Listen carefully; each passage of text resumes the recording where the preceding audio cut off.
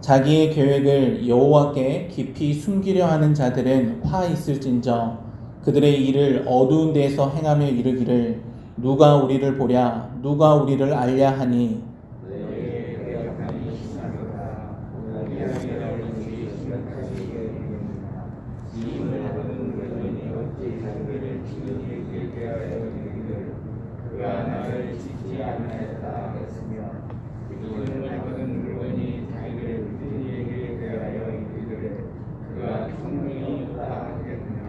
오래지 아니하여 레바논이 기름진 밭으로 변하지 아니하겠으며 기름진 밭이 숲으로 여겨지지 아니하겠느냐.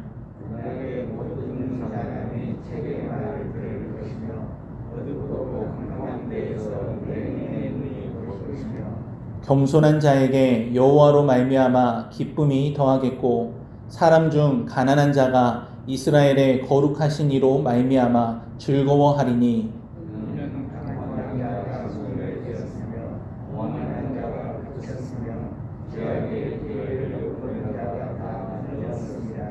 그들은 송사로 사람에게 죄를 씌우며 성문에서 판단하는 자를 올무로 잡듯하며 헛된 일로 의인을 억울하게 하느니라.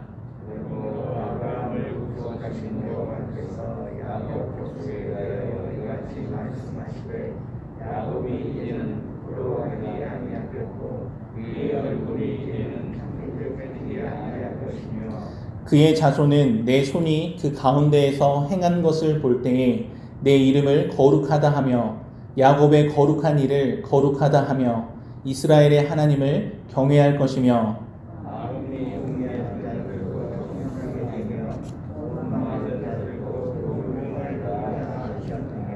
아멘. 오늘 본문은 남유다의 심판 이후에 있을 회복과 구원의 메시지입니다. 15절과 16절에서만 백성의 문제를 지적하고 나머지 부분에서는 하나님께서 회복시키실 새로운 나라에 대한 예언이 주를 이룹니다. 이사야는 먼저 여호와 모르게 어둠 속에서 무언가를 꾸미는 자들에게 화를 선포합니다. 재앙을 담은 엄중한 경고를 말합니다. 여기서 자기의 계획을 여호와께 깊이 숨기려 하는 자들은 주변 나라들과 은밀하게 정치적 거래를 하는 남유다의 정치 지도자들을 가리킵니다. 이들의 은밀한 계획은 애굽을 의지하고 그들과 언약을 맺은 것을 말합니다. 유다의 정치 지도자들은 아수르의 굴레에서 벗어나기 위해 같은 처지에 있던 나라들과 연합을 추진했습니다. 여기서 문제의 핵심은 불신앙입니다. 예루살렘과 유다의 운명을 결정하는 중요한 일을 여호와 몰래 추진을 했다는 것입니다. 하나님의 경고를 무시하고 애굽과의 동맹을 은밀히 추진했던 것입니다. 유다의 정치 지도자들은 창조주의 권능과 지혜를 인정하지 않고 그분의 뜻과 상관없이 인간적인 지혜로 계획하고 일을 했습니다. 그리고 무엇보다 자신들의 계획을 숨길 수 있다고 착각을 했습니다. 그들은 누가 우리를 보랴, 누가 우리를 알랴 하면서 하나님을 철저히 배제합니다. 다른 사람들뿐만 아니라 하나님조차 모를 것이라는 거만한 태도를 가진 것입니다. 그러나 하나님이 그들의 계획을 모르실 리가 없으십니다. 죄를 짓는 사람들은 대부분 하나님을 의식하지 않기 때문에 그렇습니다. 하나님이 보지도 않으시고 또 모르실 것이라고 생각을 하는 것입니다. 이사야는 이들의 오만을 토기장이와 진흙의 비유로 고발합니다. 우리 16절 말씀을 함께 읽겠습니다. 16절 말씀 읽습니다. 너희의 패역함이 심하도다. 토기장이를 어찌 진흙같이 여기겠느냐. 지음을 받은 물건이 어찌 자기를 지은 이에게 대하여 이르기를 그가 나를 짓지 아니하였다 하겠으며 빚음을 받은 물건이 자기를 빚은 이에게 대하여 이르기를 그가 총명이 없다 하겠느냐. 여기서 토기장이는 창조주 하나님을 상징합니다. 그리고 진흙, 토기는 피조물인 인간을 상징합니다. 그래서 진흙이 토기장이에 대해 평가하는 것은 어리석고 교만한 모습입니다. 이사야는 이 백성들이 하나님과 자신들의 관계를 바르게 보지 못하고 반대로 본 것을 지적하고 있습니다. 여러분, 하나님은 창조주이십니다. 그리고 인간은 피조물입니다. 그런데 이 사실을 망각할 때 교만하게 됩니다. 이 백성들은 창조주 하나님을 존중하지 않았고 스스로의 지혜와 총명을 내세움으로 하나님의 지혜와 총명을 무시했습니다. 이러한 모습은 하나님이 베풀고자 하시는 은혜를 거부하는 행위입니다. 하나님의 능력을 조금이라도 아는 사람이라면 하나님 앞에 겸손할 수밖에 없습니다. 하나님은 우리의 모든 것을 아시고 우리를 인도하십니다. 우리는 진흙과도 같습니다. 진흙이 가져야 할 최고의 자질은 바로 겸손입니다. 모든 일에 겸손하게 하나님의 때를 기다리고 정직하게 설 수 있어야 합니다. 하나님께서 지금 우리에게 주신 모든 상황이 사실은 우리에게 가장 유익하고 좋은 것입니다. 하나님은 실수하지 않으시고 우리와 늘 함께 하시기 때문입니다. 따라서 우리가 하는 모든 일 가운데 하나님의 뜻이 최우선으로 고려될 수 있어야겠습니다. 17절부터 21절까지는 여호와의 응답에 관하여 말씀합니다. 이들은 하나님이 얼마나 강하고 위대한 분이신지를 몰랐습니다. 유다의 안전과 번영은 오만한 정치가들의 손에 달려있지 않았습니다. 오직 하나님께 모든 것이 달려있습니다. 그래서 하나님의 손에 의해서 모든 것이 바로 잡힙니다. 하나님은 망가진 세상을 바로 잡습니다. 17절에서 이사야 선지자는 아주 짧은 시간 안에 하나님께서 창조의 능력을 보여주실 것이라고 선언합니다. 하나님은 이들 가운데 변화가 있도록 만드십니다. 17절을 보시면 오래지 아니하여 레바논이 기름진 밭으로 변하지 아니하겠으며 기름진 밭이 숲으로 여겨지지 아니하겠느냐 이렇게 말씀합니다. 이 말은 하나님께서 나무로 우거진 레바논 숲을 하루아침에 농사를 지을 기름진 땅으로 바꾸실 수 있다라는 말씀입니다. 또한 바로 그 땅을 다시 하루아침에 숲으로 바꾸실 수도 있습니다. 하나님의 능력은 한계가 없기 때문에 마음만 먹으면 언제든지 기적을 행하실 수 있다라는 말입니다. 그렇다면 하나님이 자신의 능력을 힘껏 발휘하여 이 세상에 이루실 변화는 어떤 것입니까? 크게 세 가지인데 육체적인 변화와 영적인 변화 그리고 사회적인 변화입니다. 하나님이 회복하실 나라는 모든 것이 총체적으로 회복될 것입니다. 먼저 18절을 보십시오. 그날에 못 듣는 사람이 책의 말을 들을 것이며 어둡고 캄캄한 데에서 맹인의 눈이 볼 것이며 이렇게 말씀합니다. 하나님은 듣지 못하는 사람이 하나님의 말씀을 들을 수 있게 하시고 앞을 보지 못해 어둡고 캄캄하게 사는 사람의 눈을 뜨게 하십니다. 못 듣는 사람과 맹인은 교만한 지혜자와 지도자들과는 대조되는 약자들입니다. 하나님은 스스로 지혜롭다 하고 하나님의 교훈을 조롱하고 거부하는 교만한 자들의 눈을 감기셨습니다. 하나님의 책을 봉함하셔서 그들이 보지 못하게 하셨습니다. 그러나 이제 못 듣는 사람, 맹인들이 오히려 하나님의 계시를 받고 깨닫게 될 것입니다.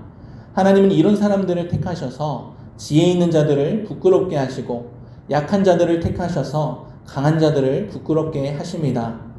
하나님은 우리가 예측할 수 없는 방법으로 역사하신다는 말씀입니다. 역사는 하나님의 손에 있습니다. 우리는 하나님이 누구이시며 그분의 계획이 얼마나 놀라우신지를 신뢰해야 합니다. 하나님은 창조주이시고 한순간에 자연의 모든 상황을 바꾸실 수 있는 분입니다. 우리의 육체와 우리의 영혼을 새롭게 하시며 우리의 숨은 죄까지 심판하시는 분이십니다. 따라서 하나님을 신뢰함이 지혜임을 기억하시기를 바랍니다. 19절에서도 겸손한 자와 가난한 자가 기뻐하고 즐거워하게 될 것이라고 말씀합니다. 이들이 누리는 기쁨은 하나님께로부터 오는 기쁨입니다. 다시 말하면 영적인 변화입니다. 모든 육체적인 고통에서 자유하게 되니 사람들의 영도 하나님 안에서 진정한 기쁨을 누리게 됩니다. 가난한 사람이라도 거룩하신 하나님 덕분에 참된 행복을 얻을 것입니다. 어떻게 이러한 변화가 나타날 수 있었습니까? 그 이유에 대해서 20절과 21절이 말씀합니다. 이는 강포한 자가 소멸되었으며 오만한 자가 그쳤으며 죄악의 기회를 엿보던 자가 다 끊어졌습니다. 그들은 송사로 사람에게 죄를 씌우며 성문에서 판단하는 자를 올무로 잡듯 하며 헛된 일로 의인을 억울하게 하느니라. 약자들이 기뻐하고 즐거워할 수 있는 이유는 그들을 괴롭히던 강포한 자들과 악한 자들이 멸망했기 때문입니다. 하나님의 진노가 그들에게 임하니 더 이상 이 세상에 그들이 발붙일 틈이 없었습니다. 연약한 자들을 괴롭히던 자들이 이제는 괴롭힘을 당하게 될 것입니다. 입장이 완전히 바뀌게 되었습니다. 이들은 권력을 가지고 재판을 왜곡되게 했으나 이제는 그런 자들이 다 소멸되어서 공정한 재판이 이루어집니다. 하나님이 회복시킬 나라, 바로 그날이 오면 진실과 공의가 실현될 것입니다. 숨겨진 모든 악이 드러나고 진실한 증언들이 일어나게 될 것입니다. 그리고 모든 변화의 핵심에는 하나님의 은혜와 능력이 있습니다. 우리의 중심을 변화시킬 수 있는 것은 오직 하나님의 은혜와 능력이라는 사실을 기억하시기를 바랍니다. 마지막으로 22절부터 24절까지는 하나님께서 야곱 족속의 회복을 약속하시는 내용입니다. 22절에서 여호와를 아브라함을 구속하신 분으로 언급을 합니다. 그리고 이스라엘 백성을 야곱 족속이라고 부릅니다. 이것은 하나님께서 이스라엘 조상들과 맺은 언약을 따라서 그 백성을 회복하신다는 것을 암시합니다. 하나님은 그 백성들이 다시는 부끄러움을 당하거나 그 얼굴이 창백해지지 않을 것이라고 약속하십니다. 하나님과의 신앙적인 차원에서도 회복이 이루어집니다. 하나님 편에서 백성을 높이실 때 그들 동안 하나님이 행하시는 일들을 보고 그 이름을 거룩하다 하며 그분께 영광을 돌리고 또 진심으로 하나님을 경외할 것입니다. 하나님을 경외하는 것이 참 지식을 가져오는 순간입니다. 참 지식은 하나님을 경외하는 것에서 비롯되기 때문입니다. 삶에서 하나님의 역사를 경험하고 하나님의 영광을 목격할 때 거룩하신 하나님을 찬양하게 됩니다. 이는 입으로만 하나님을 공경하고 마음은 떠나 있었던 당시 이스라엘 백성들의 모습과 대조되는 모습입니다. 그리고 24절에서는 지혜와 총명이 회복될 것을 말씀합니다. 마음이 혼미하던 자들도 총명하게 되며 원망하는 자들도 하나님의 교훈을 받게 될 것이라고 말씀합니다. 믿음의 사람들은 어둠의 시기에 회복될 하나님의 나라, 완성될 하나님의 나라를 기다리며 살아가는 사람들입니다. 하나님은 그날에 숨겨진 모든 악이 드러나고 진실한 증언들이 있게 하실 것입니다.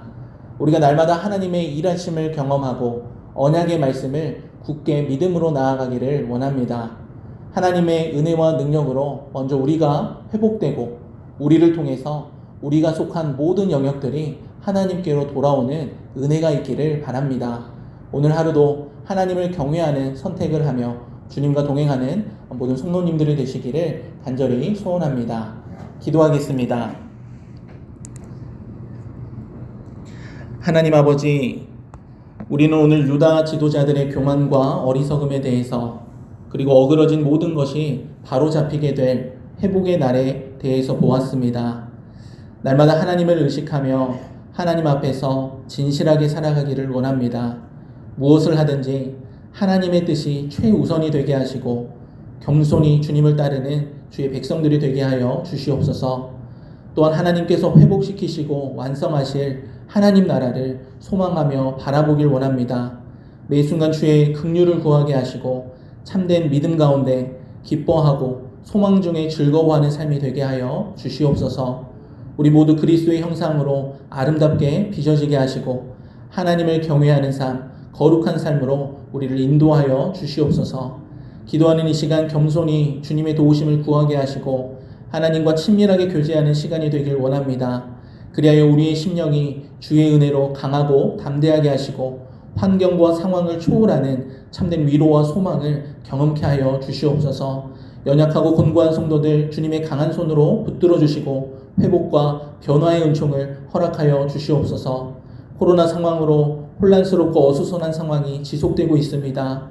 하나님, 모든 상황이 속히 안정화되도록 긍휼히 여겨주시고 우리의 소망을 오직 하나님께만 두게 하여 주시옵소서. 오늘 하루도 우리의 모든 짐과 염려들을 하나님께 맡기게 하시고 주님의 인도함을 받는 복된 하루가 되게 하여 주시옵소서. 이 모든 말씀 우리 주 예수 그리스도의 이름으로 기도드리옵나이다. 아멘.